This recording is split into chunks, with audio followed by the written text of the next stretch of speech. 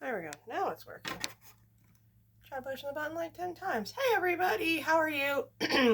This is episode 14, another Net Thursday, and we are here January 18th, 2024. Thank you so much for being here. I appreciate you.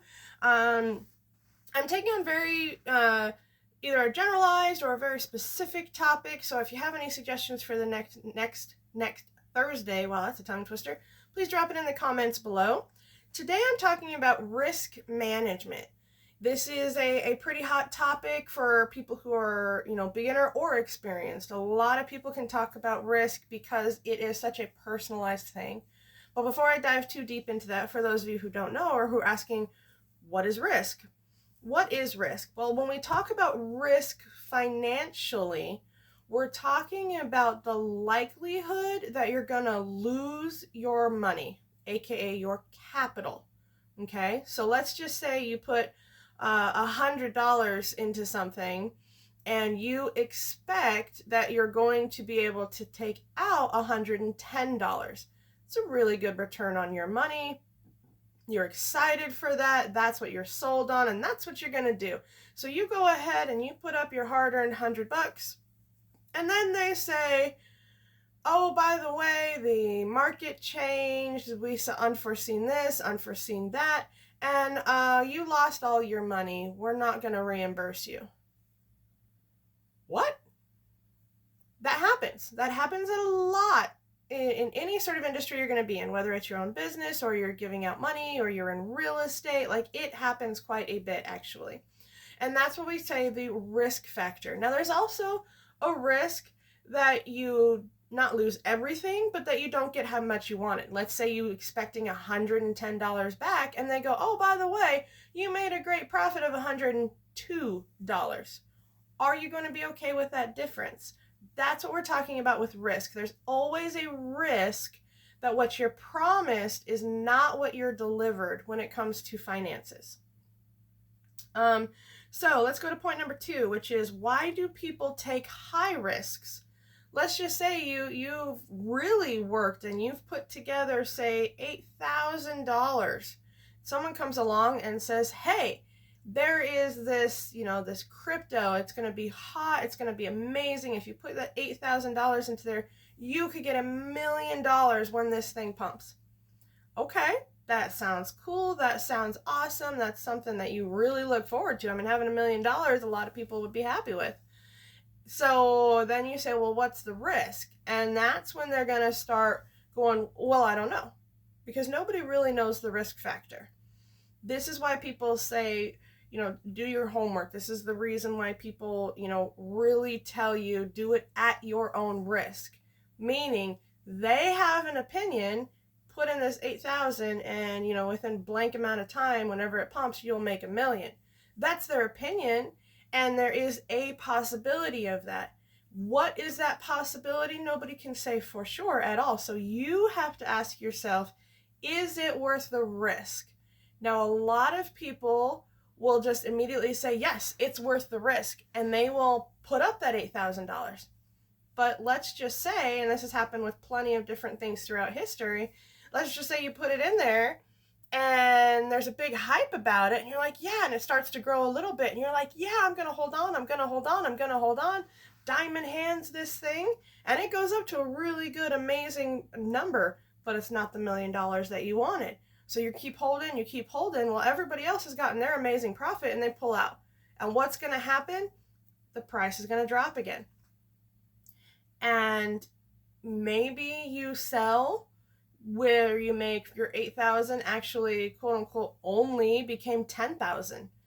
You're angry, you're upset because it's not the $1 million, but you did get your money out before it went completely under, or heaven forbid, you're like, no, I'm going to hold, it's going to go, and then it just overnight drops, and your 8,000 is now worth $80. Those are the high risk situations in markets that are very, what we call volatile, which means they move very quickly. Those are considered very high risk. Is it possible that you could make great amounts of money from high risk investments? Yeah, absolutely. It's possible. But you have to ask yourself, what is your skill set And are you willing to walk away with nothing? That's what a lot of people judge their tolerance of risk. Put up as much money as you're willing to lose it completely. If you have that $8,000 and you put it up expecting it to be $1 million, but you actually needed that $8,000 to pay your mortgage, that's going to become a situation that is very, very painful very, very quickly. So that would be an extremely high risk situation. So why do people do that? Maybe you're sitting there going, holy crap, I would never do that. Why do people do it? I believe, in my opinion, I'm not a financial advisor. This is just for entertainment purposes. I believe that it could be 3 different reasons. One is ignorance. They literally don't know. They're just following. They're just putting it out there and trying it and seeing how it goes. That's just how it's going to go. Ignorance is not a bad thing, but it is something you can avoid. You can do your own research. You could, in this particular case, we're talking about crypto, you could read their white pages. You could look into the history of the people who are actually behind the coin. Do they have a track record for creating quality products? You could be looking into what are they raising money for? Plenty of people raise money, okay, but what is it for? Are you just buying this person a new car, or are they actually putting it into a system that's going to create something of value to the economy? The reason number 2, which is point number 4, is emotion. Oh my goodness, a lot of the stock market is emotion. I believe it was Warren Buffett who said, Wall Street is the only place that when everything goes on sale, all the buyers walk out. It's kind of silly. It's kind of weird. But there is peer pressure and FOMO. Those are the 2 things I see the most. FOMO is the fear of missing out. That was my example of your $8,000. Let's say it grew to $50,000. That's like, wow, awesome. That could be life-changing money for someone. But because it wasn't the $1 million, they kept holding on and kept holding on and kept holding on. They feared missing out. There is also the peer pressure. You know, when you start doing something, especially like the stock market, everybody has to do it. Otherwise, you don't get the results that you want, period. So there could be a lot of peer pressure. Maybe it was your mom who said, hey, get into this stock, and you got into it and you're not really feeling it, but you don't want to back out because you don't want to offend her. That would be peer pressure. I'd also suggest you learn your communication skills better. But point number 3 is it could actually be a mixture, or emotion number 3, point number 5, is that it could actually be a mixture of both ignorance and emotion. So we call this arrogance. So if you have ignorance and ego, you're going to be that person strutting around and you're just saying all in and have no clue what the fuck you're doing. Or you could have like ignorance and excitement. Just, oh my God, this is so fun. This is so cool. This is going to be so amazing. And you're off in la la land and oh, it's going to be so cool. And both situations more than likely will end with you landing on your booty. This is why I tell you risk tolerance. You need to know what your risk tolerance is. Meaning, in this example, of the $8,000, how much are you really willing to lose? Let's just say you're only willing to lose 1,000 of it. So you put a something in your computer that says, hey, if my stock at $8,000 goes down to $7,000, sell it. And then you also have to say, well, but if this goes up to blank amount, what do I want? And don't do the FOMO. If you could turn 8,000 into 50,000, take it. That's amazing. Take your profit. Take out $40,000. Use it for something else. Now that 10,000, if it really does keep skyrocketing, cool. Now your $10,000 is making more money. But don't get greedy. Like fear and greed are the 2 things that are just going to destroy your finances, especially if you get into something like the stock market or crypto, in my opinion. So my point number 7 is to create your own risk peer group to stay level-headed. This is something really, really important that I tell a lot of my people, is that you need to have, in your money sign, you need to have a group of people that you talk finances with. Not bitch about finances with, not daydream about finances with. I mean really talk finances with.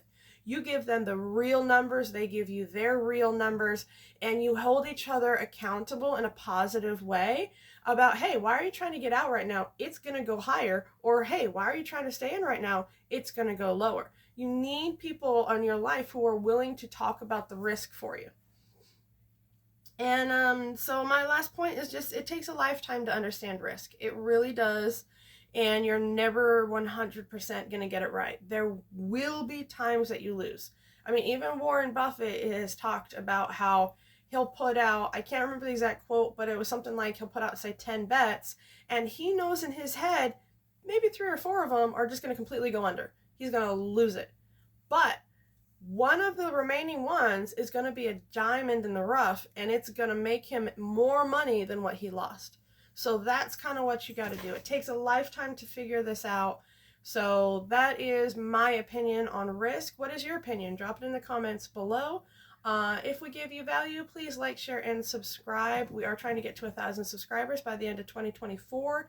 I'm excited to see where this goes. I'm excited to interact with you guys and talk with you more. We are going to be doing 5 videos a week. We have numbered the videos, so if you want to watch them in order, you can. But they're also in playlists, so if you only want to do your Spend Monday, or your Invest Tuesday, or your Give Wednesday, or your Net Thursday, or your Book Lovers Friday, where I go ahead and I read a chapter of my book, Your Money Sign, then yeah, it would be awesome. So thank you guys so much. I really appreciate it when you watch it this far. It means a lot for the channel and for our future success. Thank you for being a part of this growth. I really appreciate you guys. I'll catch you in the next video. If I can turn it off this time, because I couldn't turn it on. Let's find out.